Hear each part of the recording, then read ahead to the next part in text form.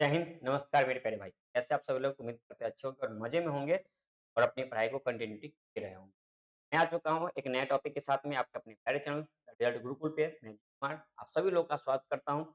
आज का जो टॉपिक है बहुत ही मज़ेदार है और जानकारी भी होना चाहिए इस चीज़ के बारे में। क्या है, क्या भारत पाकिस्तान में होगा ऑल इज़ वेल? अब द जान रहे हैं कि पिछले कई दिनों से, कई सालों से, कई वर्षों से भारत और पाकिस्तान के बीच में आपसी मतभेद हमेशा से रहा है।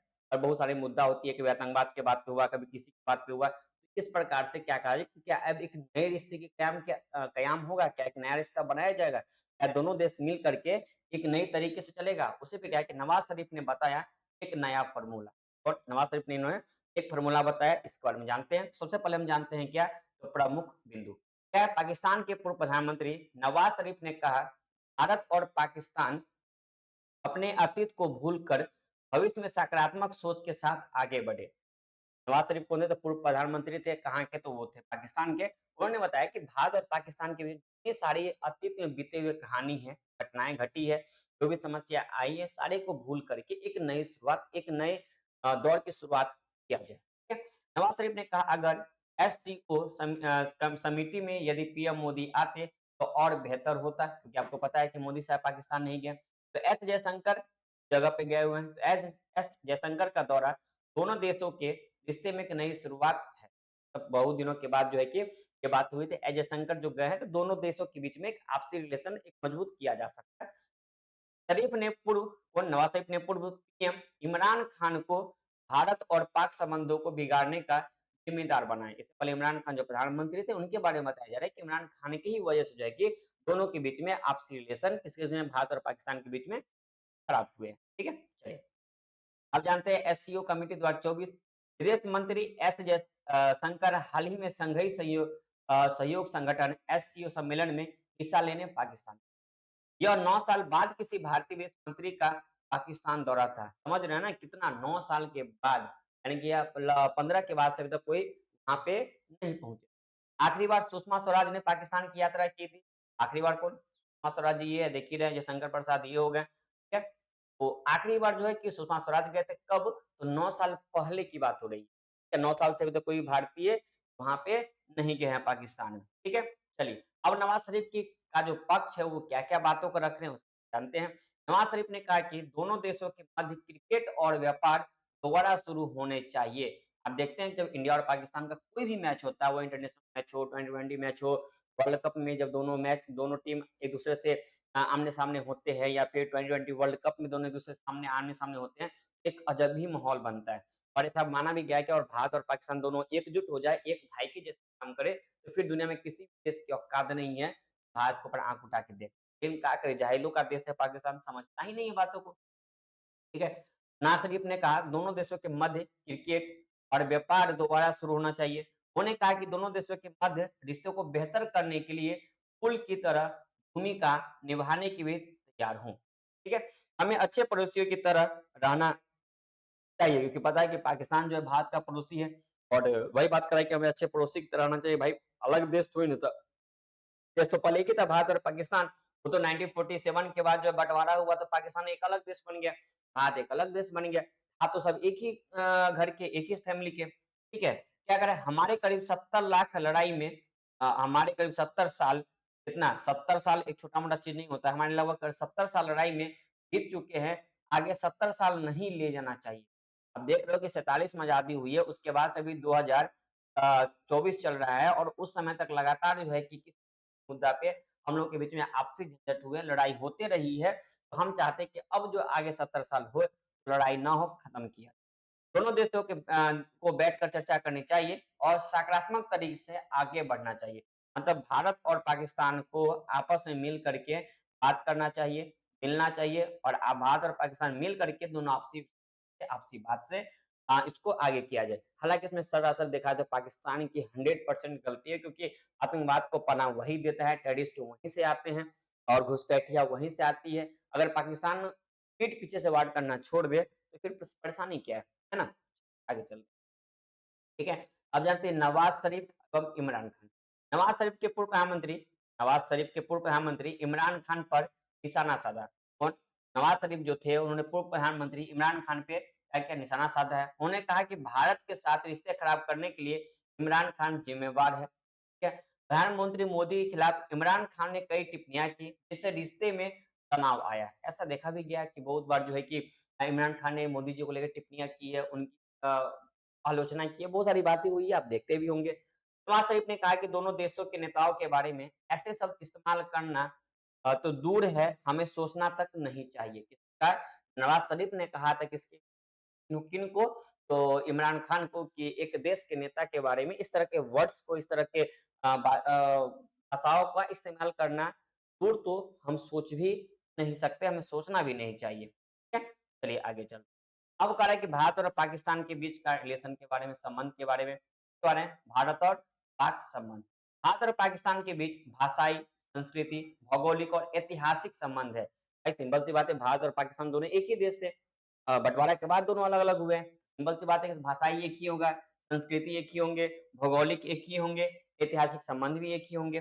कई ऐतिहासिक और राजनीतिक घटनाओं के कारण संबंध जटिलता में फँस गए हैं।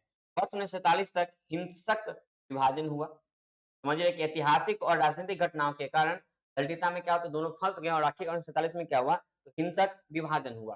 तो ये विभाजन कोई शांति तौर से नहीं हुआ है। आपको पता होगा जब इसको आगे पढ़ोगे, तो बहुत सारी चीज़ों को देखना पड़ा। भारत का विभाजन अब तक देखे गए सबसे बड़े मानव प्रयासों में से एक था और इसने पूरे क्षेत्र में शरणार्थियों के खून नरसंहार को जन्म दिया था। समझ सकते हैं कि भारत का जो विभाजन था अब तक के देखे गए सबसे बड़े मानव प्रवासों में से एक था। मानव प्रवासों में ये मानव जो है, जो व्यक्ति है, जो जीवन जी रहे हैं, उस प्रवास जो में से क्या था, तो एक था और पूरे क्षेत्र में शरणार्थियों के खून का नरसंहार दिया था। बहुत सारे इसमें मूवी भी बना हुआ है, आप देखिएगा जैसे कि एक गदर टाइप का मूवी बना हुआ है, बहुत सारे पिक्चर। इसने 12.5 मिलियन लोगों को विस्थापित किया, जिसमें 1 मिलियन लोगों की जान जाने की अनुमान है। अब समझते हैं कि 12.5 मिलियन लोगों का जो है क्या हुआ था, तो उथल-पुथल हुआ था, इधर से इधर हुआ था, जिसमें 1 मिलियन जो है लोग की हुआ था, मारे गए थे। अब समझ रहे हो ना क्या ज़रूरी था ये करने का? कितना अच्छा आराम से दोनों देश मिल के रह रहे थे। एक देश बनता, एक कमिटी बनता, एक यूनिटी बनता, आगे बढ़ते, लेकिन होनी को कौन रोक सकता है? ठीक है? तो जानते हैं जम्मू कश्मीर संघर्ष के बारे में और सबसे बड़ा मुद्दा क्या होता है यही है। अक्टूबर 1947 में पाकिस्तान की सेना के सहायक सशस्त्र पाकिस्तानी अ, काबलियों ने जम्मू कश्मीर पर आक्रमण किया। कब? 1947 में आज़ादी के बाद। कब? अक्टूबर में। आप देखेंगे कि 15 अगस्त को जो है देश की आज़ादी होती है, ठीक है? और 14 अगस्त को जो है पाकिस्तान की आज़ादी होती है।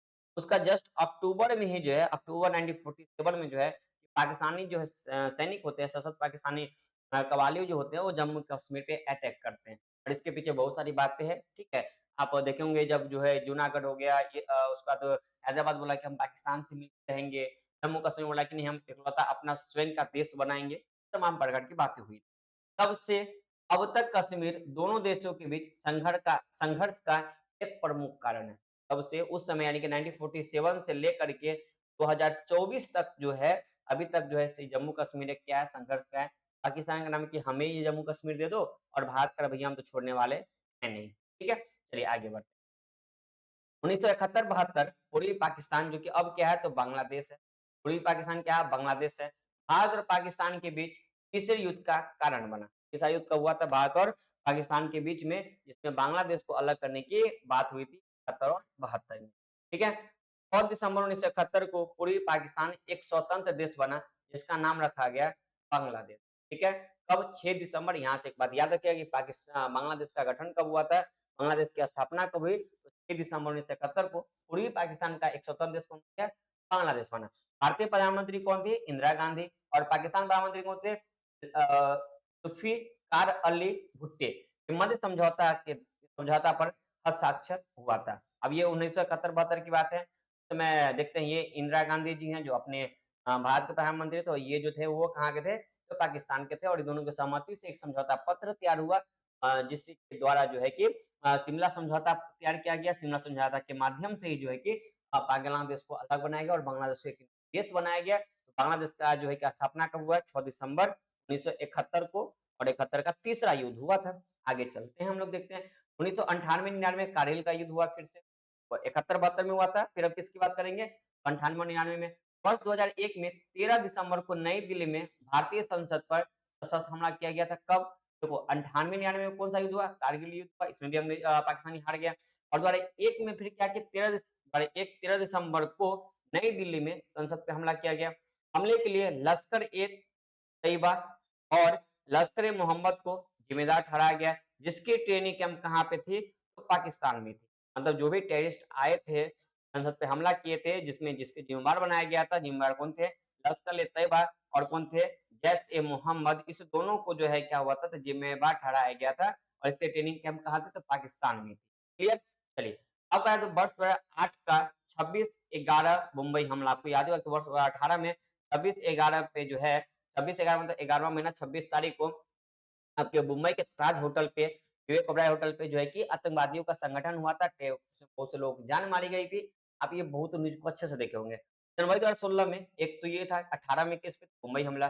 जनवरी 2016 में जैश-ए-मोहम्मद के आतंकवादियों ने सैनिकों के बेस में भारत के उत्तर-पश्चिमी राज्य पंजाब के पठानकोट के एयरबेस पर घातक हमला किया। यहाँ पे भारतीय सैनिक मारे गए। फिर उन्होंने क्या किया कि जैश-ए-मोहम्मद के आतंकवादियों ने भारत प्रशासित जम्मू और कश्मीर के उड़ी में एक सैन्य अड्डे पर हमला किया, जिसमें भारत के 17 सैनिकों की हत्या कर दिया गया। कितना? तो 17 सैनिकों की हत्या हो गई थी। भारत ने उड़ी हमले के बाद पाकिस्तान प्रशासनिक जम्मू और कश्मीर में संदिग्ध आतंकवादियों पर क्या किया था? तो सर्जिकल स्ट्राइक। ये कब की बात है? तो सर्जिकल कब? जब उड़ी में हमला हुआ था। उड़ी पे एक मूवी भी बनी हुई है, जाके आप लोग देख सकते हैं। मूवी का नाम है उड़ी। ठीक है? तो ये सर्जिकल स्ट्राइक किया गया था पहली बार। अब समझिए कि ये अभी भी जो है आपका जो ये पाकिस्तान जो है सुधरने वाला नहीं है।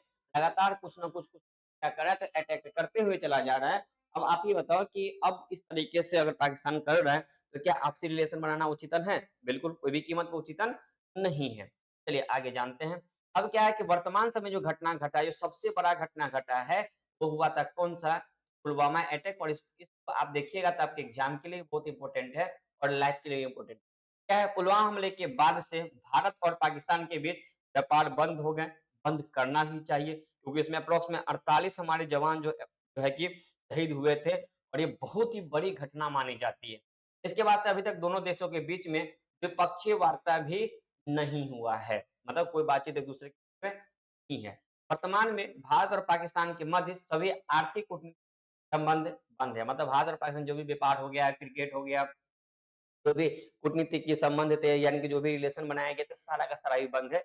एक-दूसरे से कोई नो मायने मतलब अभी एक-दूसरे के बीच में नहीं है। ठीक है? तो ये था इतना ही तक। ठीक।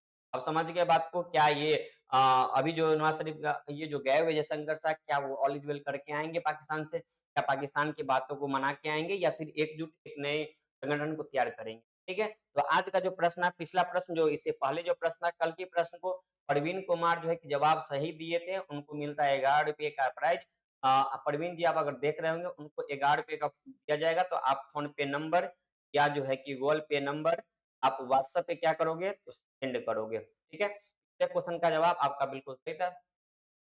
और साथ ही साथ मेरे प्यारे बंधु अगर क्लास जो अच्छा लगा हो तो कृपया करके लाइक करेंगे, सब्सक्राइब करेंगे एवं शेयर करेंगे। तो आज का प्रश्न क्या है कि भारतीय संसद पर सशस्त्र हमला कब हुआ था? भारतीय संसद पर सशस्त्र हमला कब हुआ था? 2000 में, 2001 में, 2002 में या 2003 में? तो आज की क्लास को रखते हैं यहीं तक, करते हैं समाप्त, मिलते हैं फिर अगले वीडियो में। तब तक के लिए धन्यवाद। अच्छा लगा हो वीडियो तो लाइक, सब्सक्राइब, शेयर ज़रूर करें।